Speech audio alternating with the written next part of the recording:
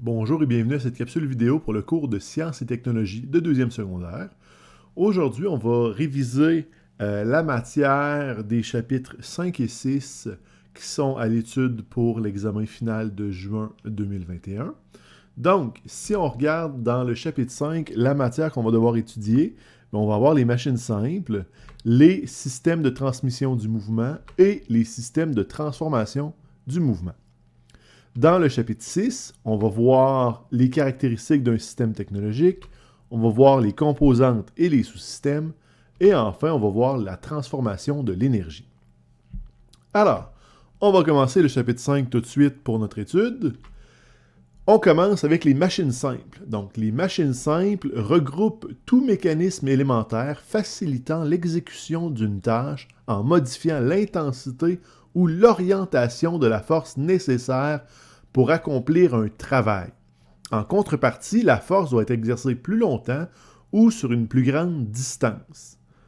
Fait qu'une machine simple, c'est quelque chose qui n'est pas compliqué, qui fait que notre travail qu'on veut effectuer va être plus facile à faire. Donc, si on veut déplacer un objet, soulever un objet, donc cette tâche-là qu'on essaie de faire va être plus facile. On va avoir l'impression que ça demande moins de force. Par contre, ça ne prend pas moins de force, c'est juste que cette force-là va être exercée plus longtemps en plus petite quantité à chaque fois. Donc, la première machine simple, c'est ce qu'on appelle le plan incliné. On voit ici le monsieur qui pousse son chariot sur une rampe pour monter dans son camion. Bien, la rampe, c'est un plan incliné. Un plan incliné, ça permet de distribuer la force nécessaire sur une certaine distance. Et plus la distance est grande, bien, plus l'intensité de la force que tu vas devoir générer va être petite. Tandis que si au contraire la distance est petite, bien, l'intensité que tu vas devoir déployer va être plus grande. Fait que ça, c'est un petit élément important. Si je veux réduire ma force grandement, ben, il faut juste que j'aille une pente qui est très très longue, mais très très peu prononcée. Le plan incliné a donné deux outils. Le premier outil, ben, c'est la vis. Okay? Le plan incliné est enroulé autour de la vis et plus les filets de ma vis sont proches les uns des autres, plus ça va prendre de tours pour que ma vis rentre dans mon bois, mais ça va faire que ça va être plus facile pour faire rentrer ma vis. Tandis que si les filets de ma vis sont plus éloignés les uns des autres, bien, ça prend moins de tours pour faire rentrer ma vis, mais ça va être plus dur pour la faire rentrer, pour la visser. Et l'autre invention, bien, c'est le coin, qui est dans le fond deux plans inclinés à côté l'un sur l'autre, qui fait dans le fond une lame. Donc, tous les types de lames sont des coins. Ensuite, autre machine simple, on a le levier. Le levier comporte trois parties qui sont super importantes, qu'on doit connaître et être capable d'identifier et de nommer. On a la charge, qui est donc l'objet, la chose que tu essaies de lever, de déplacer, de couper. On a le point d'appui, qui est le pivot central, pas central, mais le pivot qui va changer dans le fond l'orientation de ma force. Et tu as la force, qui est l'endroit où est appliquée la force musculaire pour déplacer mon objet. Il y a trois types de leviers. Et les trois types sont faciles à reconnaître parce qu'on va toujours faire référence à l'objet qui est au centre. Donc, si je regarde le premier type de levier qui est ici à l'écran, ben, c'est un levier inter-appui. Inter parce qu'à l'intérieur de mon levier, c'est mon appui. Okay? Donc, mon point d'appui est à l'intérieur de mon levier. Il est dans le centre, il est dans le milieu. Et donc, le point d'appui se situe entre la force et la charge à déplacer. Ça, c'est la définition d'un levier interappui. Mais si je comprends ce que ça veut dire, c'est facile de se le rappeler. Même chose, voici mon deuxième type de levier. Mais là, ici, j'ai ma main en rouge qui indique la force. J'ai mon triangle qui est mon point d'appui. Et la flèche noire au centre, c'est donc ma résistance et ma charge. Donc, ça va être un levier interrésistant. Si quelqu'un marque un levier intercharge, je vais lui mettre bon la réponse. Parce que la charge est placé à déplacer se situe entre la force et le point d'appui. Donc, interrésistant, intercharge, des synonymes. Enfin, ici, on voit que ma petite main rouge qui pousse est au milieu. Donc, ça va être un levier interforce ou intermoteur. Deux synonymes encore. Parce que la force se situe entre le point d'appui et la charge à déplacer. Fait que 3 types de leviers différents qu'on doit être capable de reconnaître du premier coup. C'est pas compliqué, hein? C'est qu'est-ce qu'il y a au milieu? Est-ce que c'est la charge, intercharge? Est-ce que c'est le point d'appui, interappui? Ou est-ce que c'est la force, interforce? Enfin, le dernier type de machine simple, c'est la roue. Donc, la roue est une machine simple formée d'une pièce circulaire tournant autour d'un axe, qu'on appelle un essieu, passant par son centre. Donc, ici, on a un merveilleux schéma d'une roue à droite à l'écran. Je pense que tout le monde sait c'est quoi une roue. Hein? Une roue, c'est pas compliqué. Ça tourne, puis ça réduit la friction qu'on peut avoir avec le sol, donc ça facilite les déplacements. Et à partir de la roue, on a inventé une autre machine simple qui s'appelle la poulie. Fait qu'ici, ce qu'on a à l'écran, c'est une poulie fixe. Une poulie fixe parce que ta poulie est fixée au plafond. Et ce type de machine simple-là t'aide à changer l'angle sur la force que tu vas exercer. Ça ne va pas changer la force. Okay? Ici, si on voit la flèche bleue, qui est la force de gravité qui tire sur ma charge, c'est 100 newtons. Et la flèche rouge, qui est moi qui tire sur ma corde, c'est 100 newtons aussi.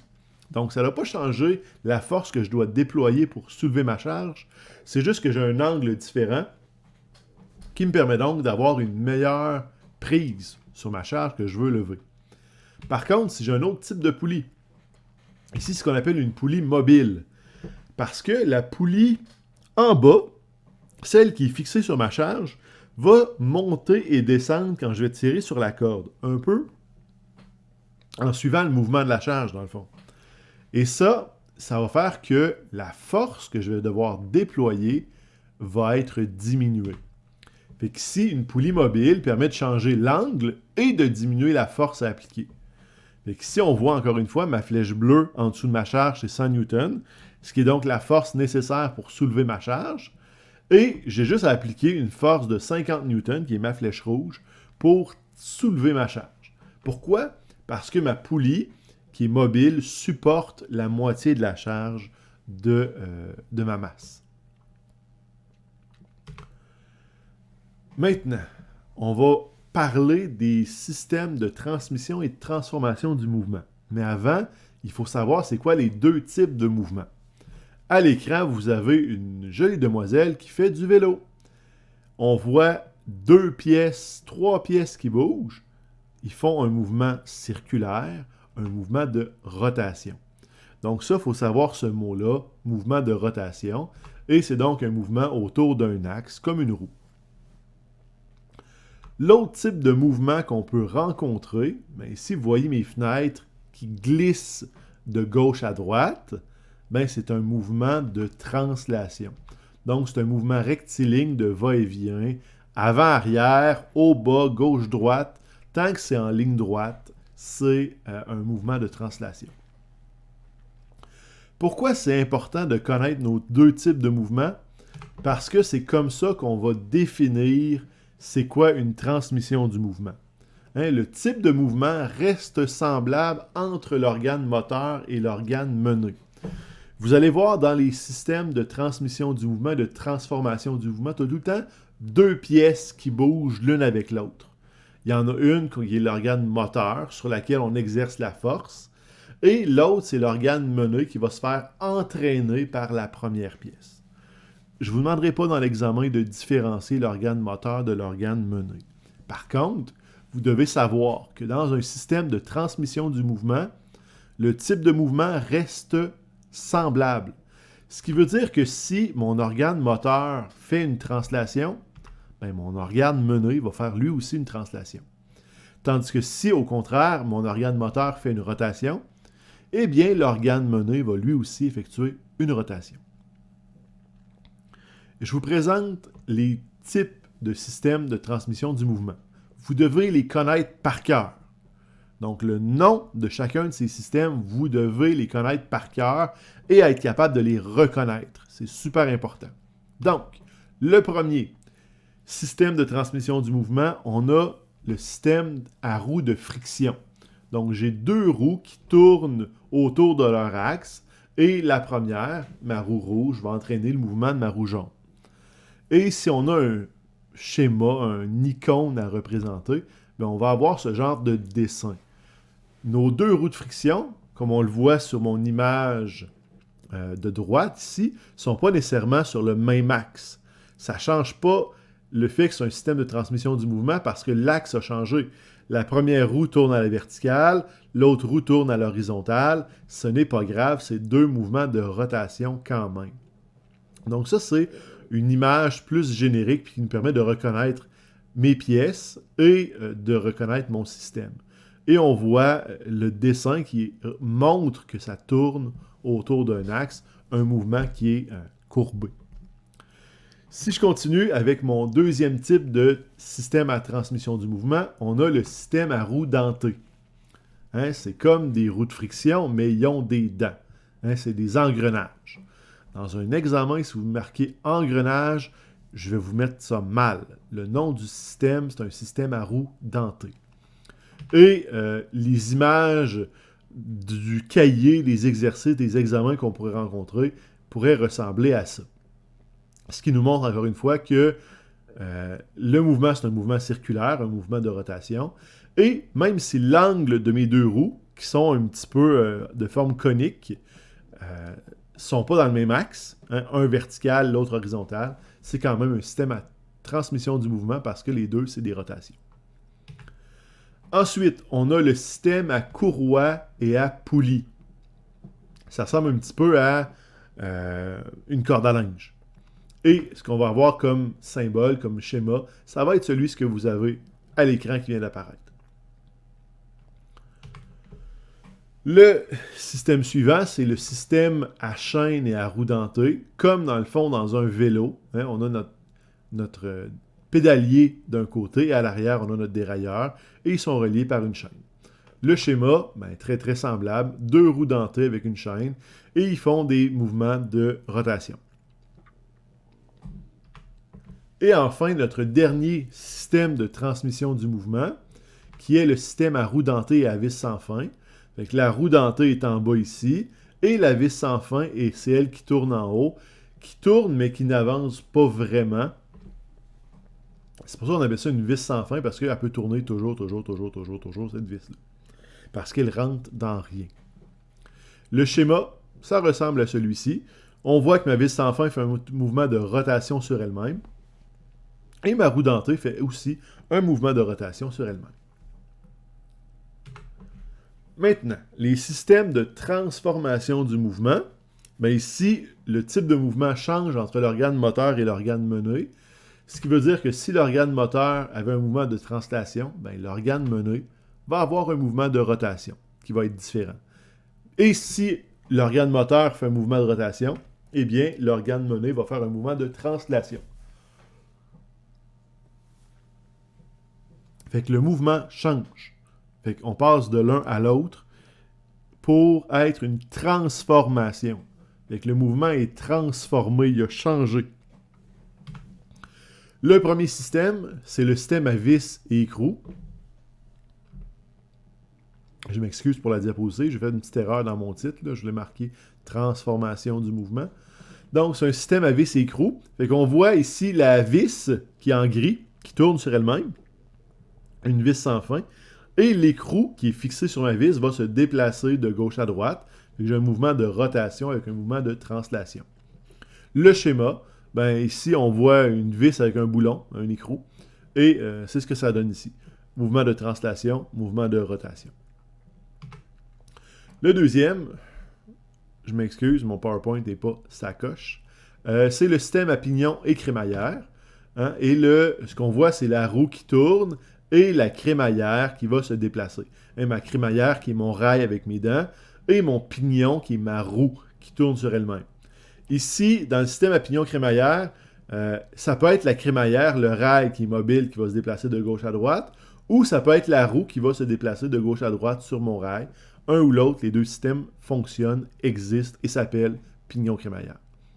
Le schéma, ben, ça va être celui-ci, avec la roue qui fait un mouvement de rotation et qui va donner sur la crémaillère un mouvement de translation. Le suivant, système à bielle et manivelle. Encore une fois, un pardon pour la diapositive. On a le système d'un piston pour un train. Okay? On a le piston qui avance dans mon train avec l'effet de la vapeur et la tige va amener le mouvement de ma roue. Donc ça, c'est un mouvement par système bielle et manivelle avec un mouvement de translation pour mon piston et pour ma roue, un mouvement de rotation. Donc ici, ce qu'on va avoir, c'est ce schéma-là qui est un petit peu plus de base. La manivelle qui est la partie qui tourne, puis la bielle qui est la partie qui fait le mouvement de va et vient. Et enfin, le dernier système qui s'appelle système à came et à tige poussoir. Je sais qu'il y a un autre système dans le livre, mais je ne l'ai pas mis dans l'examen. Donc, came et tige poussoir, c'est notre dernier système à savoir. Fait que la came, c'est l'espèce de roue en forme d'œuf qui tourne sur elle-même. Et quand la pointe de mon œuf arrive au niveau de la tige poussoir, bien, ça va faire un mouvement de translation qui va monter. Et tu as un ressort ou un élastique qui ramène la tige poussoir à sa position pour que la came puisse continuer à faire le mouvement de translation. Fait que si le symbole, le schéma que vous allez rencontrer, ben c'est un schéma qui est très très semblable à l'image que vous avez. Donc la tige poussoir qui est la partie en haut, la came qui est la partie qui tourne. Puis généralement, on a une espèce de petite roue qui permet de réduire la friction qui s'appelle un galet. Enfin, chapitre 6. Chapitre 6, ça va aller vite. C'est des choses qui ne sont pas très très compliquées. On va se dépêcher pour voir le chapitre 6 parce qu'on vient de finir le chapitre 5. Donc, chapitre 6, on parle des systèmes technologiques. Hein, là, on parlait de pièces, puis de composantes, puis de mécanismes. Là, on parle de tout l'objet technologique ensemble. Fait que c'est quoi un système technologique? C'est un ensemble de composantes, de pièces qui sont liées entre elles et qui interagissent de manière à remplir une fonction précise. Donc, un système technologique doit avoir une fonction, doit répondre à un besoin et doit être composé de plusieurs pièces. C'est quoi un système technologique? Bien, ça peut être quelque chose d'aussi compliqué que l'armure de Iron Man ou ça peut être tout simplement une lampe de chevet. Dans les deux cas, ça répond à ma définition, ça remplit un besoin et ça a plusieurs composantes qui sont liées entre elles. Donc ça, c'est différents systèmes technologiques. Une chaise, c'est un système technologique. Une télévision, c'est un système technologique. Donc c'est une définition qui englobe pas mal tout ce que l'homme a pu créer et inventer. Pour décrire un système technologique, on va utiliser ce qu'on appelle des caractéristiques. Et il y a 5 caractéristiques qui sont représentées dans mon image présentement à l'écran. La première caractéristique, qui est mon point d'interrogation sur une cible, c'est la fonction globale. Ça veut dire à quoi ça sert mon objet. Si on a un objet et on se pose la question à quoi ça sert, bien, la réponse, c'est la fonction globale. À quoi ça sert une tondeuse? À tondre la pelouse. À quoi ça sert un grille-pain? À faire chauffer des toasts. Donc ici, je viens de vous donner la fonction globale d'une tondeuse et d'un grille-pain. La deuxième caractéristique, c'est la flèche bleue qui rentre dans la porte. Bien ça, c'est ce qu'on appelle un intrant. Puis les intrants, c'est les matériaux, le matériel, l'énergie, les personnes, les informations qui vont être nécessaires au bon fonctionnement de mon appareil. Fait que si je prends un grille-pain, bien, j'ai mis des toasts dedans et je l'ai branché dans le mur pour lui donner de l'électricité. Donc ça, c'est mes 2 intrants pour mon grille-pain. Pour une tondeuse, bien, je vais avoir probablement l'essence que je dois mettre dedans pour la faire fonctionner, peut-être de l'huile. Il va avoir aussi le gazon. Okay, on pourrait le mettre dans les intrants, le gazon non coupé, parce que je vais devoir transformer mon gazon. Donc, qu'est-ce que je vais transformer? Ça fait partie aussi des intrants. Ensuite, on a la flèche mauve qui sort de la porte.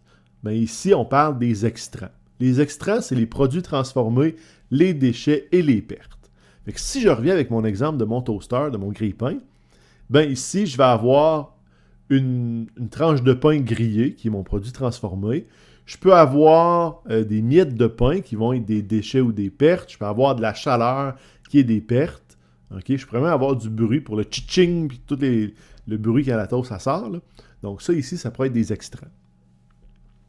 Si on parle de la tondeuse, ben, je pourrais avoir de la chaleur parce que le moteur dégage de la chaleur. Je pourrais avoir du gazon coupé. Je pourrais avoir des brins d'herbe collés sur la tondeuse. Je pourrais avoir des gaz d'échappement et du bruit, okay, qui pourraient être des extraits. Ensuite, on a au centre mes engrenages. Mes engrenages veulent dire comment fonctionne mon système. C'est quoi le mécanisme à l'intérieur de mon appareil.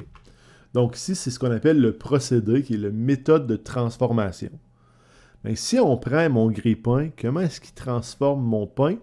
Bien, j'ai des petites tiges de métal qui ont un courant électrique qui circule dedans, qui les fait virer rouge, qui chauffe, puis qui vont griller mon pain.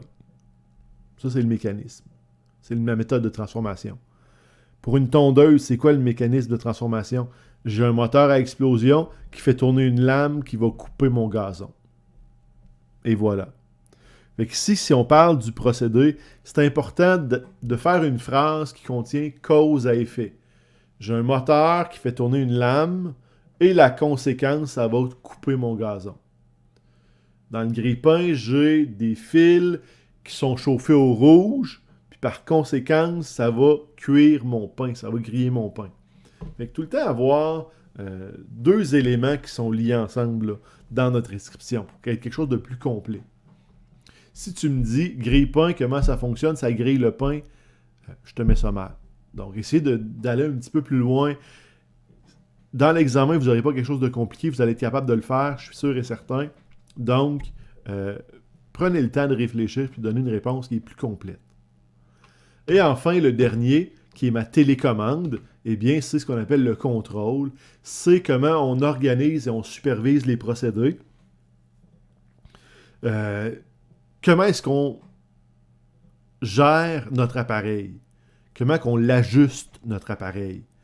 Donc, le grille-pain, ben, on a un bouton qui permet d'activer le grille-pain, puis on a une roulette qui permet d'activer, de choisir à quel point je veux que ma toast soit grillée. Là. Donc ça, c'est ce qu'on appelle les procédés de contrôle. Donc j'ai ma manivelle qui me permet de rentrer ma toast et la roulette pour ajuster le niveau de grillage. Si je prends une tondeuse, ben, j'ai une manivelle qui va partir la lame, j'ai une manivelle qui va partir le mouvement des roues. J'ai peut-être aussi une crinque en bon québécois. Je me cherche le mot, mais je ne le sais pas, je m'excuse, pour partir le moteur, donc ça rentre dans les procédés de contrôle. J'ai peut-être une petite valve à ouvrir pour ajuster l'entrée d'air, donc ça, c'est tout ce qui est le contrôle.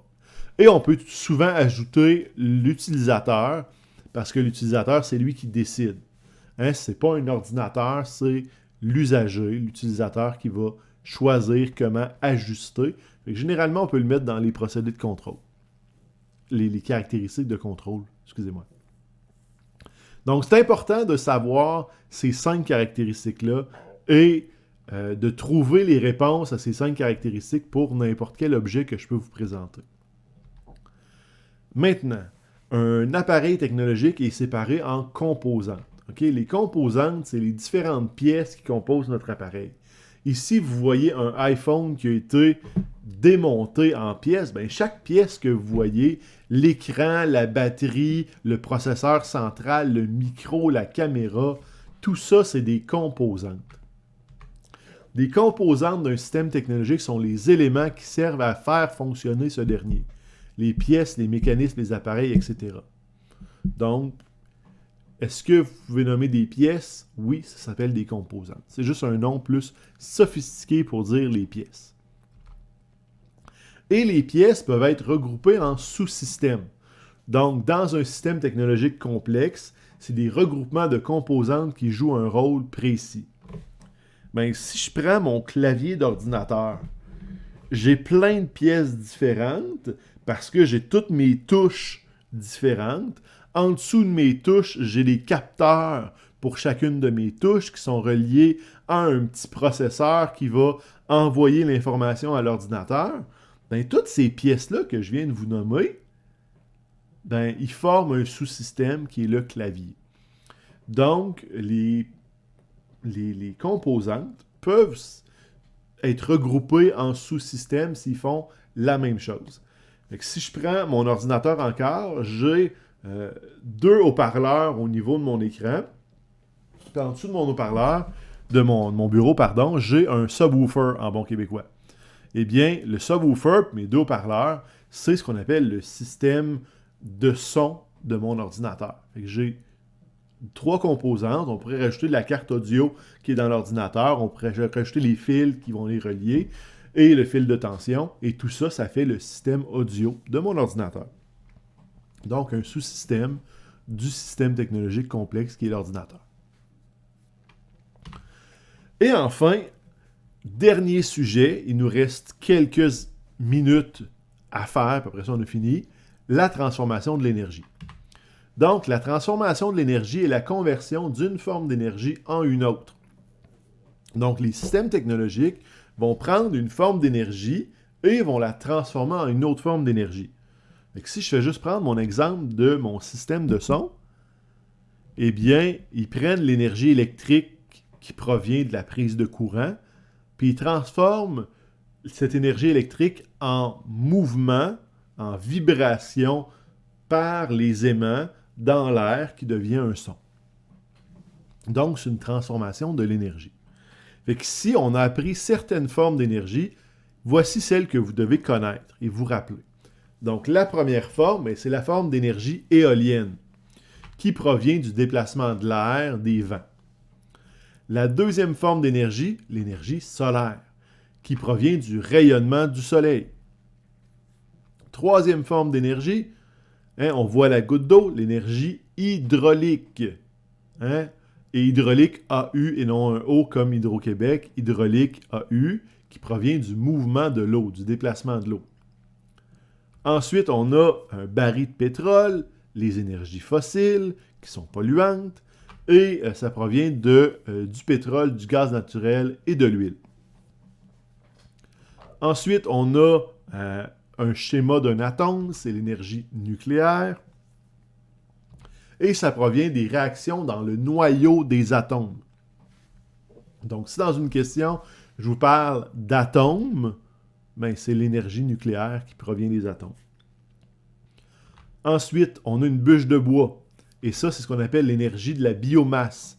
La biomasse, c'est tout ce qu'on peut brûler qui pousse à la surface. On pourrait parler de bois, de plantes de tourbe. Être un peu macabre, je pourrais même faire brûler des cadavres d'animaux. Et à ce moment-là, ça tomberait dans l'énergie de biomasse. Donc, c'est quelque chose qui est vivant, comme une plante, ou un animal qui serait mort et que je pourrais faire brûler ou que je pourrais transformer en forme d'énergie. Ensuite, on a le symbole de l'électricité, c'est l'énergie électrique, qui est le déplacement de l'électricité, les électrons, dans mes fils électriques et mes appareils. Ensuite, on a l'énergie thermique qu'on peut mesurer avec un thermomètre, qui provient d'une source de chaleur, qui est l'agitation des particules. Et on a ici des engrenages qui tournent, c'est l'énergie mécanique, qui est le mouvement d'un objet. Et là, une voiture qui avance, c'est de l'énergie mécanique. Un engrenage qui tourne, c'est aussi de l'énergie mécanique. Donc, dès qu'il y a une pièce qui est en mouvement, ou tout le système est en mouvement, c'est de l'énergie mécanique. Et enfin, on a l'énergie qui provient des ampoules. Et là, c'est plus que juste les ampoules. C'est ce qu'on appelle l'énergie lumineuse. Donc, tous les types de rayonnement qui proviennent d'une source de lumière, que ce soit le feu ou une ampoule, tout sauf le soleil, c'est l'énergie lumineuse. Et si on parle d'énergie de rayonnement infrarouge, l'infrarouge, on ne le voit pas, mais c'est quand même de l'énergie lumineuse parce que c'est un rayonnement. L'ultraviolet, c'est de l'énergie lumineuse, même si on ne le voit pas, c'est quand même un rayonnement. Donc ici, l'énergie lumineuse, c'est pas juste la lumière visible, mais c'est d'autres types de rayonnement qu'on ne peut peut-être pas voir, mais qui est de l'énergie qui est transférée par une espèce d'onde invisible. OK? Donc, si on prend juste un exemple pour être sûr et certain, on a un feu de camp et on vous demande d'identifier l'énergie initiale, l'énergie finale 1 puis l'énergie finale 2. Donc, l'énergie initiale, c'est un feu de camp, on fait brûler des bûches. Des bûches, c'est de l'énergie biomasse. Ça produit de la lumière et de la chaleur. Donc, on va avoir de l'énergie thermique et de l'énergie lumineuse. Et l'objectif, c'est de connaître nos formes d'énergie pour pouvoir les reconnaître dans les exemples que vous allez devoir répondre dans l'examen. Dans l'examen, ça va être vraiment comme ça. Là. Je vais vous donner un objet, je vais vous dire c'est quoi les énergies initiales, finale 1, finale 2, énergie intermédiaire, et ça va être à vous d'identifier les bons types d'énergie. Et avec ça, bien, on vient de finir nos chapitres 5 et 6 qui sont à l'étude pour l'examen. J'espère que la vidéo vous a aidé à mieux vous préparer, à vous rappeler toute la matière qu'il y a dans l'examen. C'est sûr qu'il faut faire les exercices, il faut réviser dans notre cahier, mais on vient d'avoir quand même un bon point de départ pour notre étude. Donc, on ne lâche pas, c'est presque terminé et on se revoit très bientôt. Bye la gang!